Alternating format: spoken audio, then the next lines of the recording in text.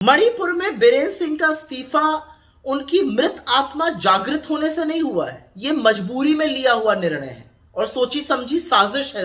यही नहीं, जो 9 एमएलए वो तोड़ ताड़ कर जदयू और एमपीपी से लाए थे, वो डिस्क्वालीफाई होने के, अयोग्य होने के कगार पर खड़े हैं। जरूरी बात यहां पर बता दें कि सुप्रीम कोर्ट ने 4 फरवरी को सीएफएसएल को यह जिम्मेदारी दी है कि वो एक कथित तौर पर जो ऑडियो क्लिप है बीरेन्द्र सिंह की, जिसमें वो दम भर रहे हैं हिंसा भड़काने का मणिपुर में, उसकी जांच कर उसको सील एनवेलप में उसकी जांच रिपोर्ट दे दे। मेरा मानना है कि 2 साल से लगभग जलते हुए मणिपुर के लिए जितने जिम्मेदार बीरेन्द्र सिंह हैं, उससे कहीं ज्यादा जिम्मेदार बीजेपी और नरेंद्र मोदी, अमित शाह है। उस मणिपुर में जहां पर मणिपुर की करोड़ों की संपत्ति स्वाहा हो गई, जहां तमाम लोग मृत हो गए, जहां 60,000 से ज्यादा विस्थापित है, 50,000 से ज्यादा अभी भी रिलीफ कैंप में रह रहे हैं, जहां पर बच्चों का बचपन छिन गया, जहां पर महिलाओं के साथ वो हैवानियत हुई कि रूह कांप गई, इस सबके जिम्मेदार नरेंद्र मोदी हैं।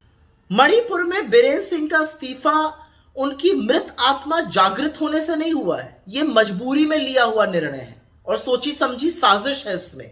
और इसलिए है क्योंकि कल से असेंबली की शुरुआत होनी थी और उनके खिलाफ एक अविश्वास प्रस्ताव आना था, जो वो शर्तिया हार जाते, क्योंकि हम ही नहीं, उनकी खुद की पार्टी के लोग उनके खिलाफ थे। यही नहीं, जो 9 एमएलए वो तोड़ ताड़ कर जदयू और एमपीपी से लाए थे, वो डिस्क्वालीफाई होने के, अयोग्य होने के कगार पर खड़े हैं। और तो और अब असेंबली सस्पेंडेड रहेगी तो बीरेन्द्र सिंह से ना कोई सवाल पूछा जाएगा, ना कोई एक्सप्लेनेशन मांगा जाएगा।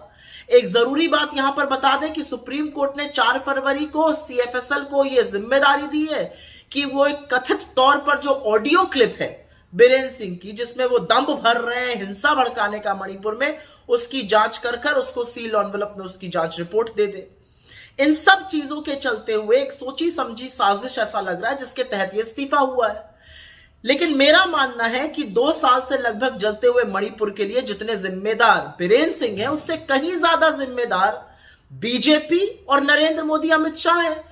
बीजेपी के तमाम विधायकों ने मणिपुर से बीरेन्द्र सिंह के खिलाफ लगातार शिकायत करी, लेकिन आला कमान के कान पर जूं तक नहीं रेंगी। न जेपी नड्डा जी ने कुछ किया, न शाह जी ने किया, न मोदी जी ने किया।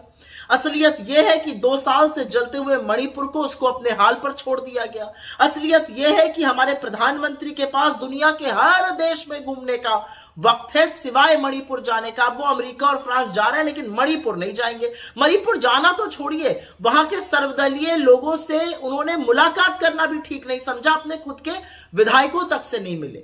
उस मणिपुर में जहां पर मणिपुर की करोड़ों की संपत्ति स्वाहा हो गई, जहां तमाम लोग मृत हो गए, जहां 60,000 से ज्यादा विस्थापित है, 50,000 से ज्यादा अभी भी रिलीफ कैंप में रह रहे हैं, जहां पर बच्चों का बचपन छिन गया, जहां पर महिलाओं के साथ वो हैवानियत हुई कि रूह कांप गई, इस सबके जिम्मेदार नरेंद्र मोदी हैं। और मजबूरी में ही दिया हुआ इस्तीफा यह साबित करता है कि बीजेपी की फेक न्यूज फैक्ट्री, भाजपा के समर्थक और भाजपा का समर्थक मीडिया जो चंगा सी होने का दावा कर रहा था, सब चंगा तो नहीं है मणिपुर में।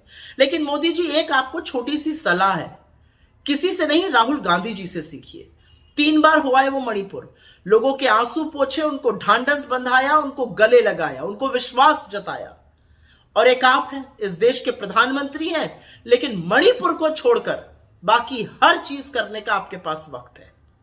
अमर उजाला जीवांजलि के सारथी की मदद लें और महाकुंभ में स्नान जरूर करें। अमर उजाला जीवांजलि के सारथी की मदद लें और महाकुंभ में स्नान जरूर करें।